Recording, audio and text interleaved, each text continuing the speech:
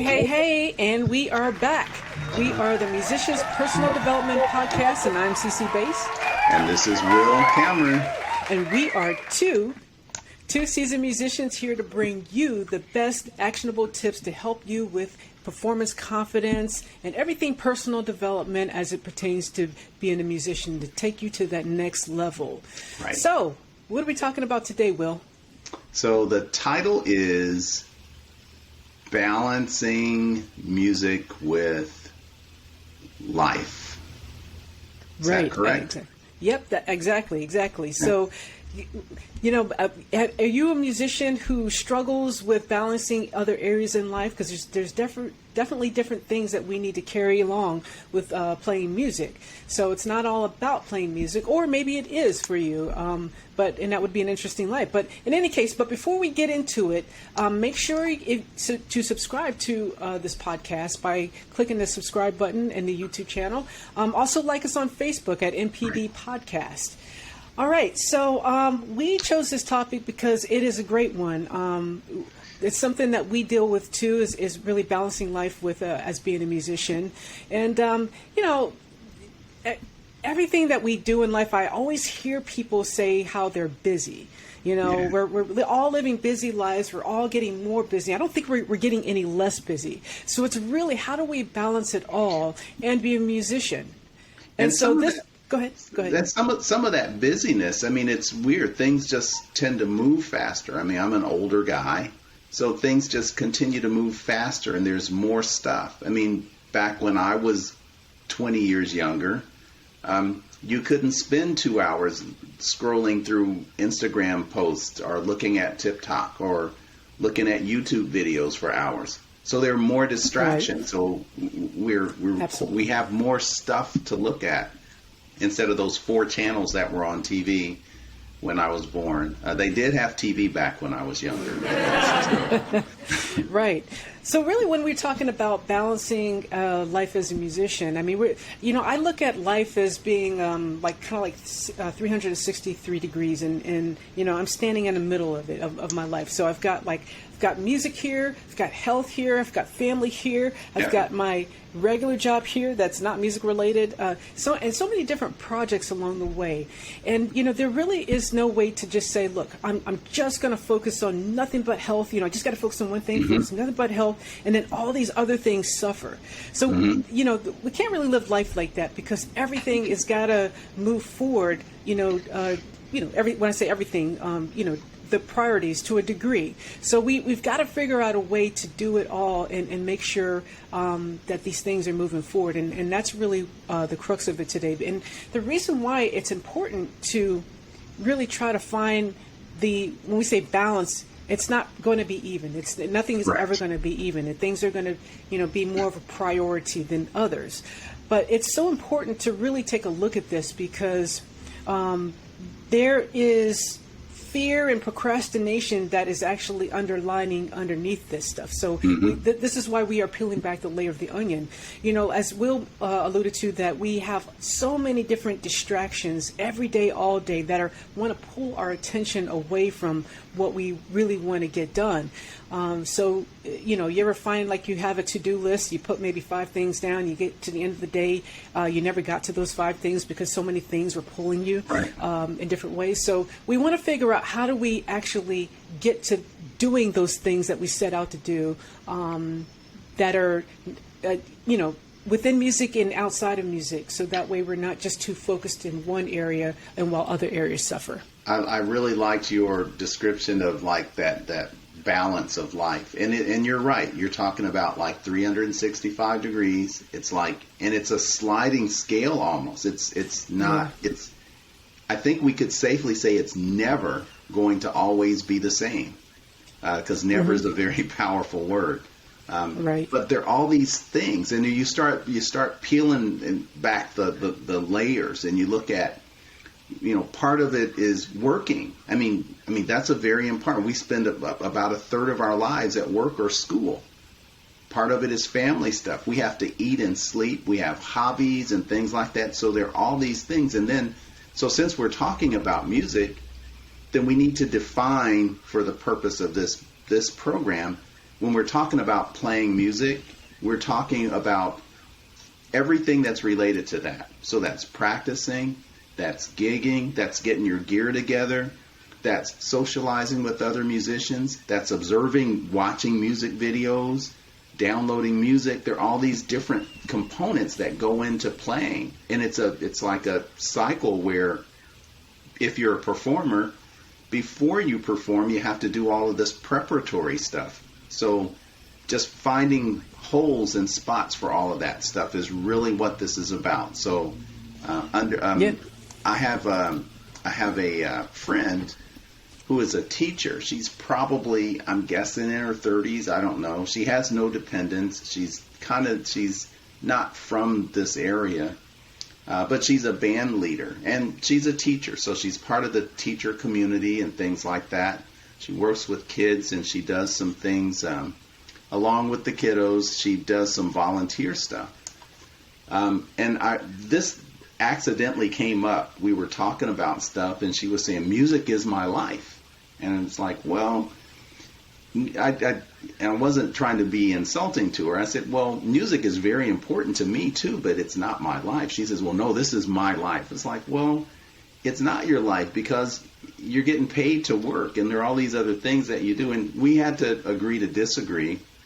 And but that's her. And I'm not here to judge her. It's just that, her existence is much, much, much, much more than music. Even though what she's doing is very impactful to the students that she's working with, she has a life. She eats, she sleeps, she does things to sustain herself. So we talked about that a little bit. And I could tell during the conversation, she started thinking about, yeah, I guess I don't really do a whole lot of other stuff. And she was concerned when I was telling her that, connectivity with other people as musicians is important. So if you just compartmentalize yourself to just one thing, it's not going to be as good as it probably should be. And as you alluded to with the how the fear and procrastination and things like that kind of feeds into that. When we're not able to accomplish things, sometimes we put those undesirable things at the end of our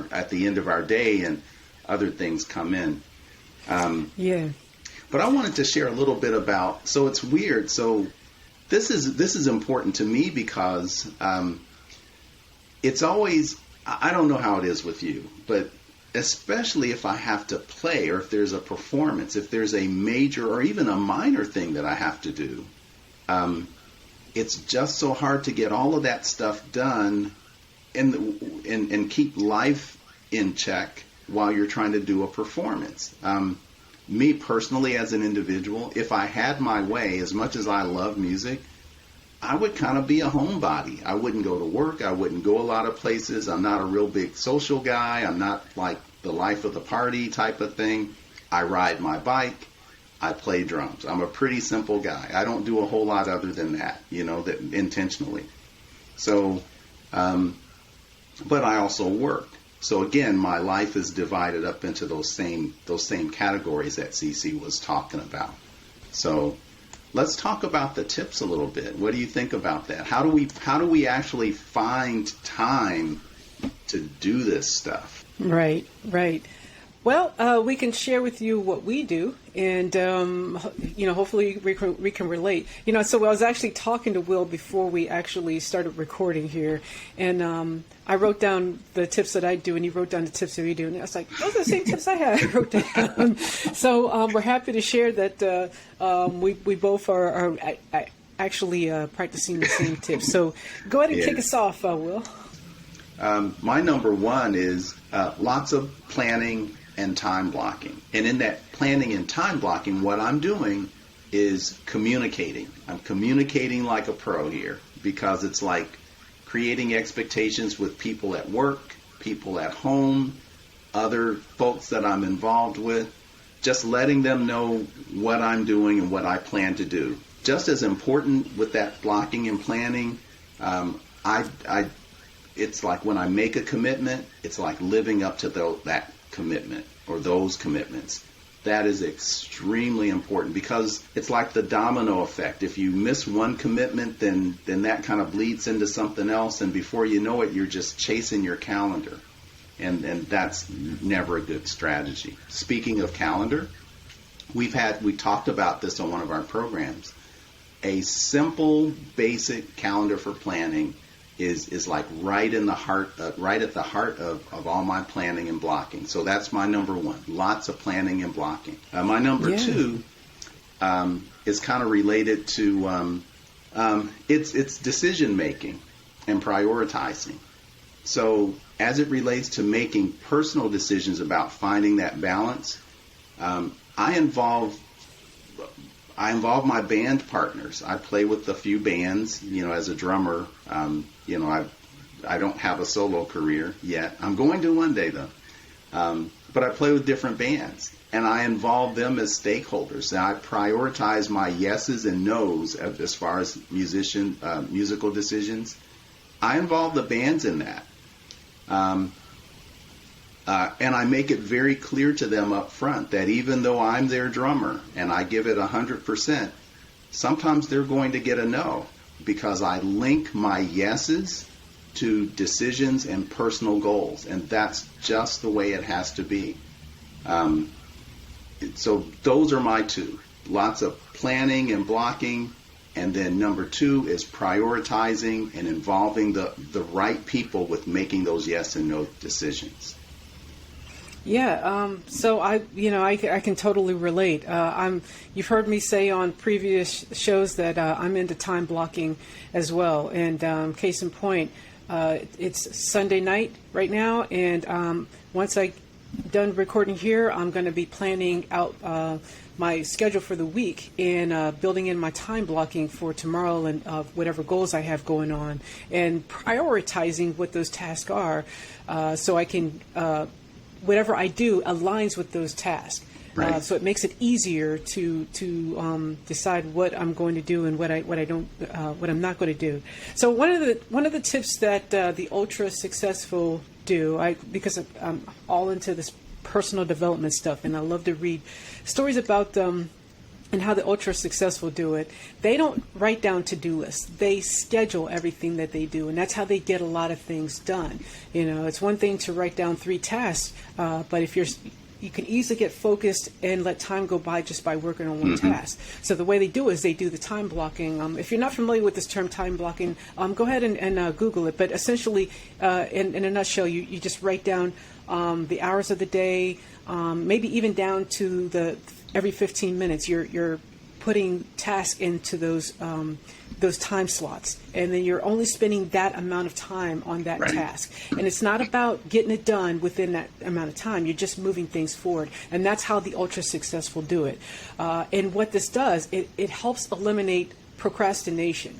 And that's something that a lot of us humans, we struggle with, even myself. And that's why I practice this. I utilize this tool. Mm-hmm. Mm-hmm. And it's funny when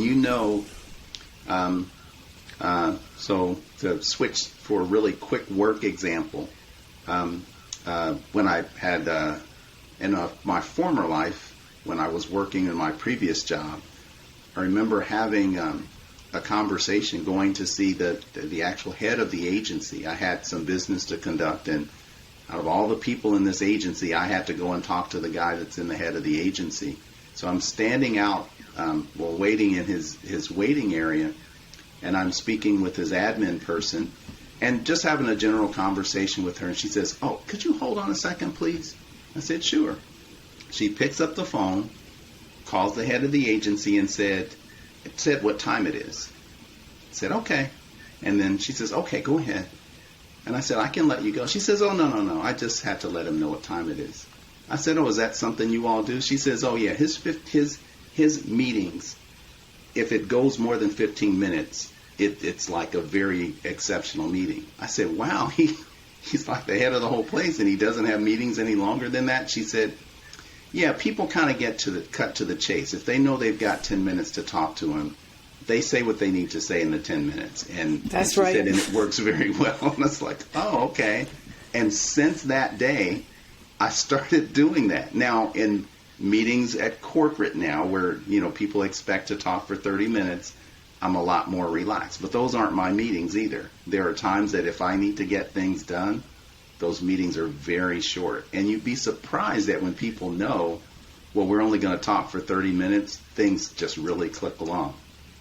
Now, we have to tell them this is like the secret sauce. This is like the part that people don't want to talk about as it relates to this balance.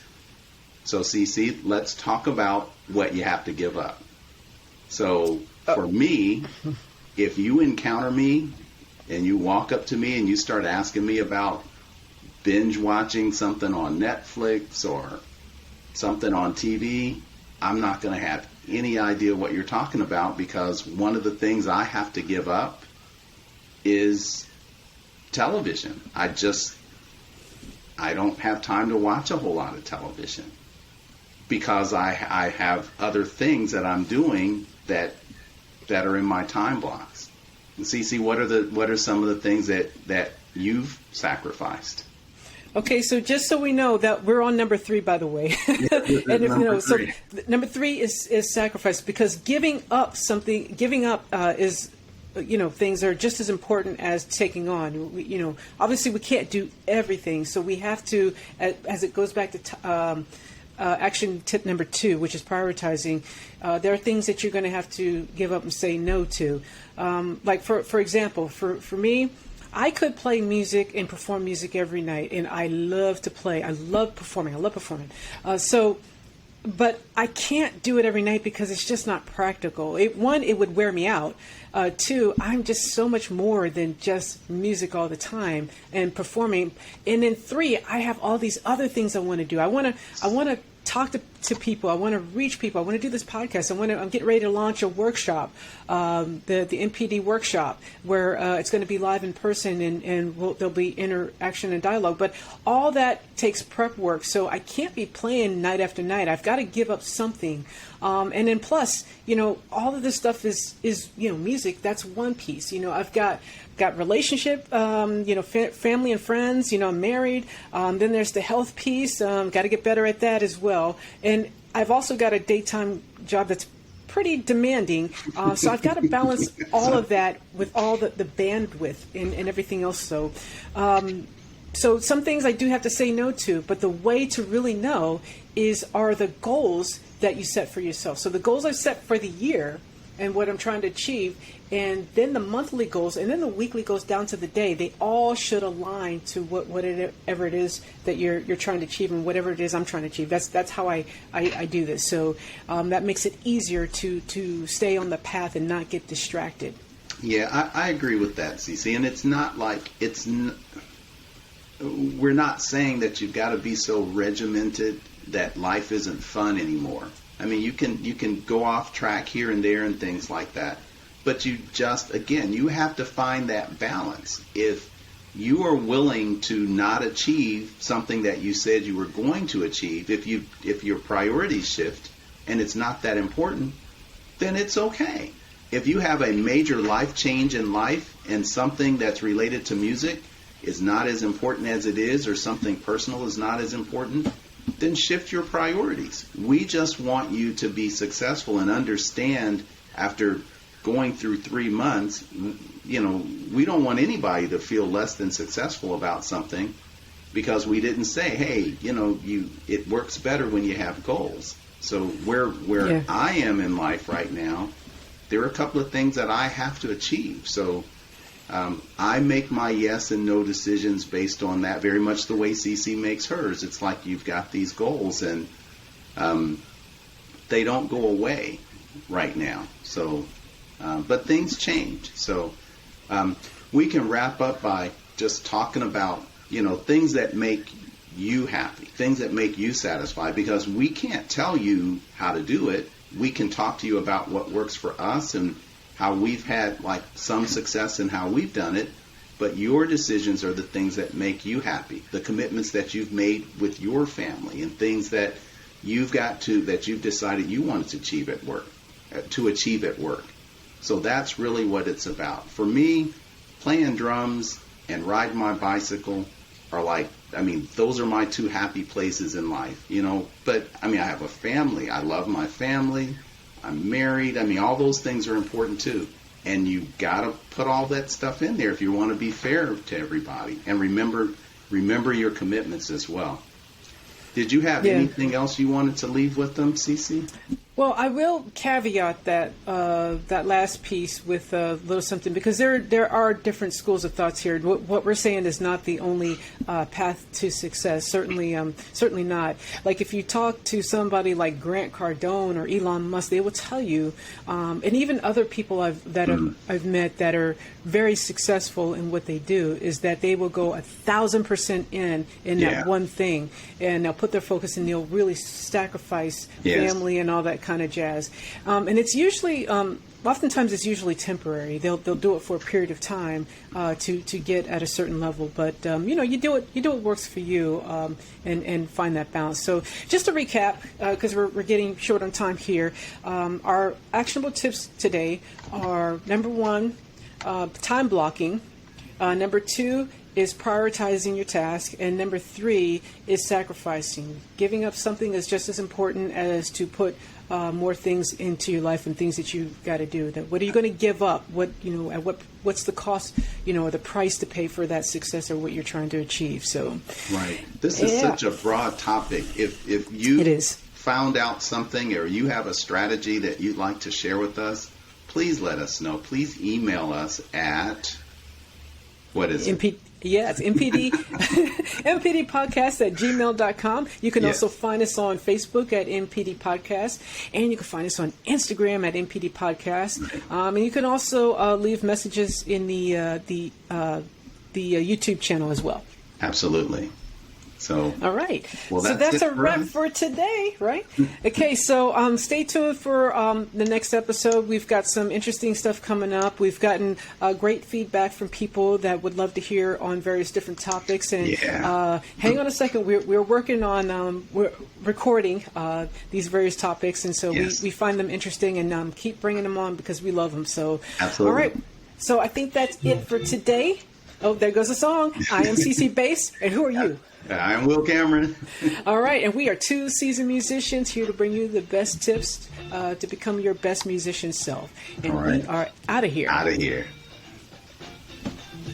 That's right. Get your dance on.